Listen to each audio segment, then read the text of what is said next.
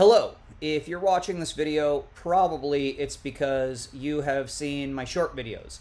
And my short videos are all, as the name implies, very short. And they're also pretty silly. So what I wanted to do here today is I wanted to make a longer video where I walk people through some basic music theory. If you already know this, then okay, the video is not for you. If this is new to you, it's completely normal to watch the video a couple times, and it is completely normal that you might need to take notes on your own paper. Like, try to copy this down. If you watch it the first one or two times and it doesn't make sense yet, try just copying it down on paper. There's something very magical that happens from just writing it down on your own. So with that out of the way, we'll go ahead and start. Here we go. So start the paper. This is music theory. Theory. And the first thing we want to do is we just want to list out the notes that even exist.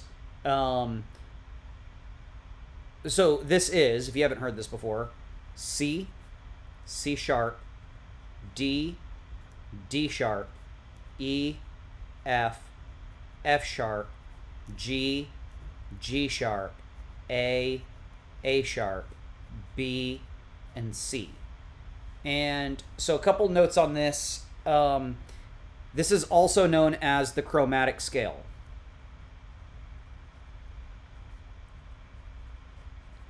Chromatic scale and just a list of the notes that even exist, that's the same thing. There's not a difference between those two.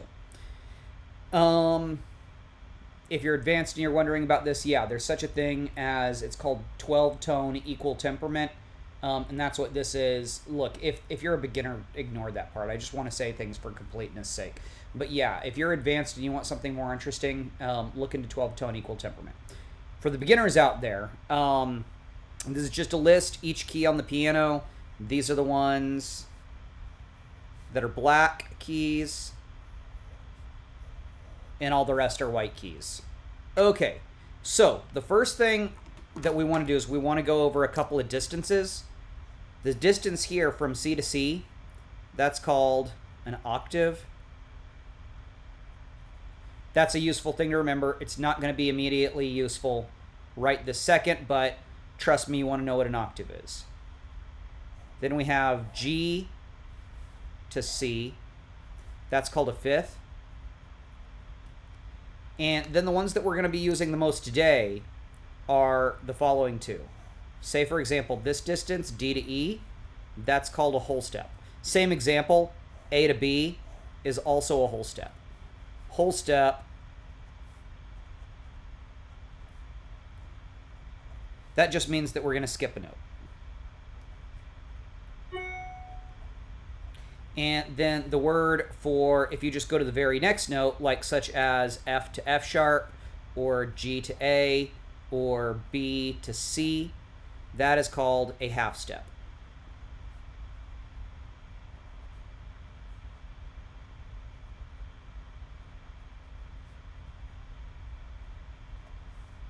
Okay, so on a whole step, you skip a note. On a half step, you go to the very next note. Yeah. So there's a pattern that if you were to be like stuck on a desert island and you knew this pattern, you had a perfectly in-tune piano for some reason, I don't know. I know the example doesn't exactly work. But you could pretty much figure out everything from this pattern that follows. Whole, whole, half, whole, whole, whole, half. And so this is a pattern of like distances that you can go between notes. You can start this on any of the notes that exist, and it'll give a different result. But all of the results will have the sound of the classic do, re, mi, fa, sol, la, ti, do major scale that, you know, if you've done some music or you just know pop culture, you'll know that sound. Let's apply it. We're going to apply that to a couple of different starting notes. We're going to apply it to C. We're going to apply it to D, E, F, G, and A. I'm going to do this in a different color. So, all right. So we start on a C located right here. And the first motion we make is a whole step. So C, jump over to D. The second note in the scale is a D. And okay, whole step is done. Next whole step, we were on D when we ended. Whole step makes us land on E. The next note of the scale is E. Then we do a half step. The very next note after E is F. The next note of the scale is F. After that, we have 3 consecutive whole steps. F jumps to G. G jumps to A. A jumps to B. And then at the end, we have a half step. So B, we go very next on to C. Okay, now listen, if that makes sense so far, I don't know, well, like and subscribe for one, right? But if that makes sense so far, good. If that does not make sense, let me know and I'll reshoot this video better. I kind of intend to redo this video better anyway in the future. This is kind of my first attempt. But I'm going to move on. I'm going to go a little bit fast. If this part doesn't make sense, please just write me in the comments and I'll do it more thoroughly on the next one. Right now, I feel like I'm talking a little too much. So, next starting point is D. We start on D. First movement is a whole step. We land on E. Next movement is another whole step. We jump over F and land on F sharp. Next note in the scale is F sharp. Half step, we go to G. After that is a whole step, we go to A. Whole step, we go to B. Whole step, I'll fill this out a little more. Whole step from B, we land on C sharp. Half step from C sharp, we land on D. All right, for E, we start on E. Whole step, we land on F sharp. Whole step from F sharp, we land on G sharp. Half step from G sharp, we land on A. Whole step from A, we land on B. Whole step from B, we land on C sharp. Then I'm just going to look at this C sharp here to finish it. C sharp, we do a whole step, we land on D sharp. And half step from D sharp, we land on E. All right, real quick, let me go ahead and show you how to check your work on this, which is, there's 2 ways to check your work here. One is, did you begin on the same letter that you ended on? If that happened, it's probably you got the right answer. D ended on D, it's good. E, and I ended on E, it's good. Okay, the second way that you'll check your work is to make sure that you used exactly one of every letter. So, for example, for C, I had A, B, C, D, E, F, G, I'm good. Here, A, B, C, D, E, F, G, it's good. A, B, C, D, E, F, G, it's good. All right, so let's move on to F. F, we do a whole step, we land on G. G, we do a whole step, land on A. A, we do a whole step, land on B. No, I'm sorry, I did that wrong right here. That's whole, that's half. After A, we end on A sharp. Now, from what I said a second ago, you're noticing a problem. I'll explain that in just a second. So, after A sharp, we do a whole step, land on C. C whole step, land on D. D whole step, land on E. E half step, land on F. Began on the same letter that I ended on. It's good. Did not use every letter twice. And here's why that's a problem, is if you're using this style of written music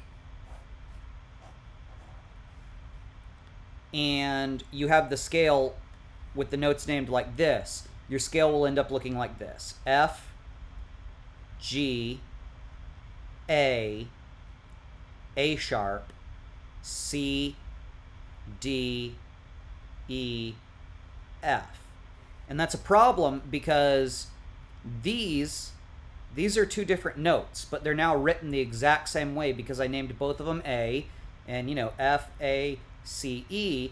If we're going to call that an A, it does belong in this same spot, and you've got 2 different sounding notes, that are written the same way. So it becomes, it becomes essentially inaccurate instructions for the person trying to read the music. So what we're going to do is we're going to take this note and we're just going to change its name to B flat. I personally just don't want to go into the more reasons about this right now. Let me know if this is an issue for you, and I will do it more thoroughly on the next try. Okay, so that means this one will now be written here, and there will be a little flat on that line at the beginning of the music. Okay, back to work. G, whole step, we land on A. Whole step, we land on B. We're now at the half step, so do a half step, end up on C. Whole step, land on D. Whole step, we land on E. Another whole step, we jump from E over F onto F sharp, and then a half step to get to G. Did I get it right, guys? Yep. Started on the same one I ended on, used every letter one time. A, B, C, D, E, F, G. Okay, A scale.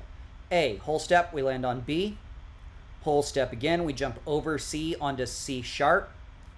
Half step, we end up on D. Whole step, we end up on E. F sharp, G sharp, and A. Did I get it right?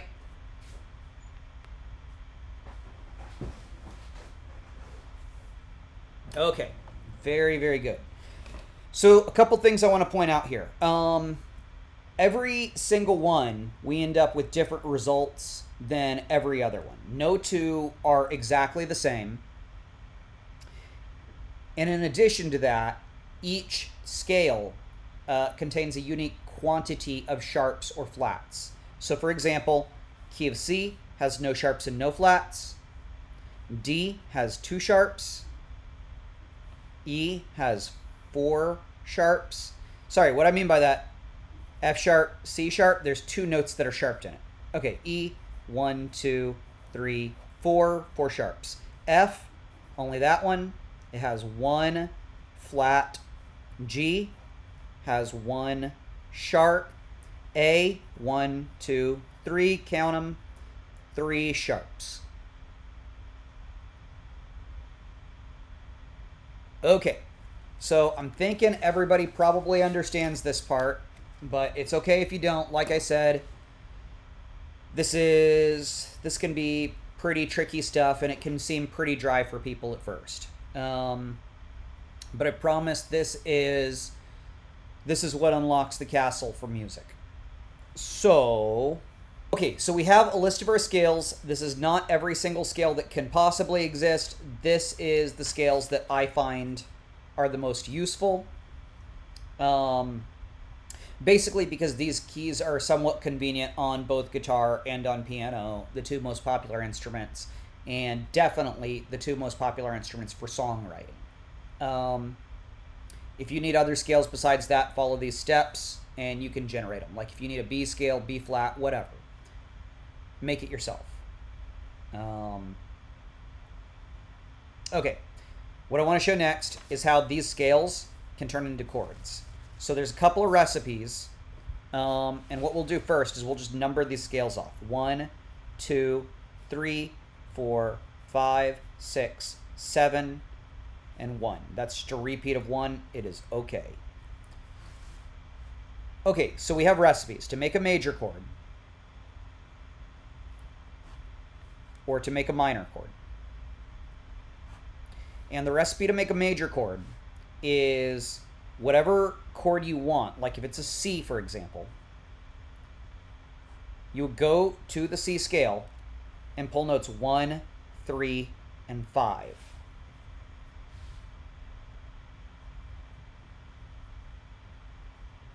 And the 3 notes that are the first, third, and fifth note from the corresponding scale will be the notes that you put to make a chord of that same letter. So for C, if we want a C chord, we go to the C scale and take 1 C, 2, 3, that's an E, and 5, 1, 2, 3, 4, 5, G. And those 3 notes are the notes for a C chord. Let's repeat the process for some others. So if we wanted a D chord, we would go to the D scale. The first note is D. The third note is F sharp, and the fifth note is A. That's a D chord. Okay, for E, we will take E, G sharp, and B. For F, we take F, A, and C. For G, we take G, B, and D. And for A, we take A, C sharp, and E. The formula for a minor chord works much the same way. We still take the first and fifth note. But now, instead of just taking the third note normally, we're going to take the third note, and whatever it is, we're going to flat it one, meaning, I should have said this when I was explaining F.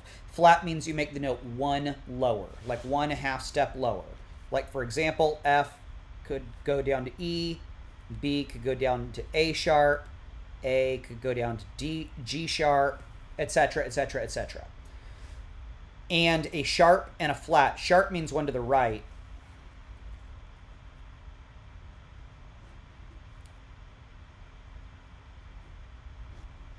And the symbol for sharp is that hashtag. The symbol for flat is a lowercase b, but the bottom is kind of pointy.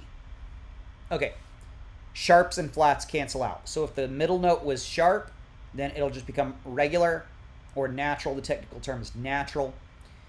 If it was a regular natural note already, it'll become flat. So for C, we still take 1 and 5, but the middle note E will become an E flat. For D, we'll still take D and A, but the middle note F sharp, the sharp and the flat cancel out, and we just have an F. That's it. Okay, for E, E, G sharp, B becomes E, G, B, F, A flat, C. Try to do this one in your head. G, B flat, D. And then right here, A, C sharp, E becomes, did you get it right? A, C, E. This is how you generate your primary chords for a key. But we are still not up at where this becomes useful, where this really becomes useful for songwriting. Where this really becomes useful for songwriting is when you know how to put multiple chords together that sound good for a song. And, okay, so the next statement I'm about to make is a lot of information in very few words. So I want you to just focus on this, focus on these words, remember these words, okay? Any chords can go together in a song, no matter what, no questions asked, if you can find a scale that contains all of the notes for both chords. So, for example, well, hold on, no, before I go into examples, this rule is not everything. If you get good at songwriting, you can make practically anything fit. Or if you just guess, if you just play with it, you can get things to work. I'm talking about how to do it in a very, very safe way, a very non-risky way. Okay? You have to be able to find a scale that has every note for each of the chords that you're trying to put together, and they will work together. They will sound good, and they will be called in the key of whatever the scale you found is that has all those chords. So, start with a C chord. A C chord, can it go with, for example, a D chord? Could we have these two chords in a song? C and D, right? So that's C, E, G, D, F sharp, A. All right, so we got to find a scale over here that contains all of these 6 notes. So could that be the C scale? It has the C we want, has the E we want, has the G we want, has the D we want, and the A we want. The only problem is the F in this key is a regular F, not an F sharp, which is what we're looking for. So they can't fit for that key.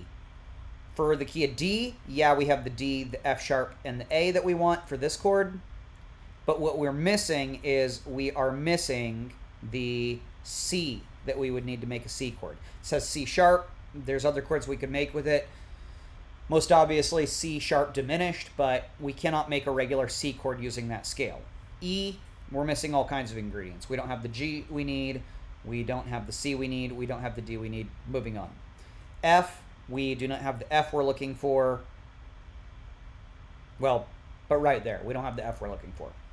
Key of G, we have C, E, and G. We have D, F sharp, and A. We have everything. These two chords could fit together in the key of G. And then you just move on from there. We found that this is key of G. So what other chords from this list or from whatever list you're looking at that you generated, what else could exist in the key of G, right? Well, could we have a D minor chord? Well, no. Key of G, we have F sharp, as I said already. We can't make D minor out of that. We can make D major out of that. Could we make E minor out of it? E, G, and B? E, yes. G, yes. B, yes. We could also have E minor in this key. What about F minor? No, for two reasons. We do not have the F that we need, and we also do not have the A that we need. So we cannot make an F chord. A G chord, well, we made this out of this. We know it's going to fit. Let's just stick G in here. Let's cross this out so I've got a little bit of a list. Could we make an A major out of here? A, C sharp? No, we don't have the right C. We could make an A minor, though. So A minor can go in here. And there's one other, I didn't solve this one, but B minor. And I'll probably just wrap this video up here. What is this, 20 minutes?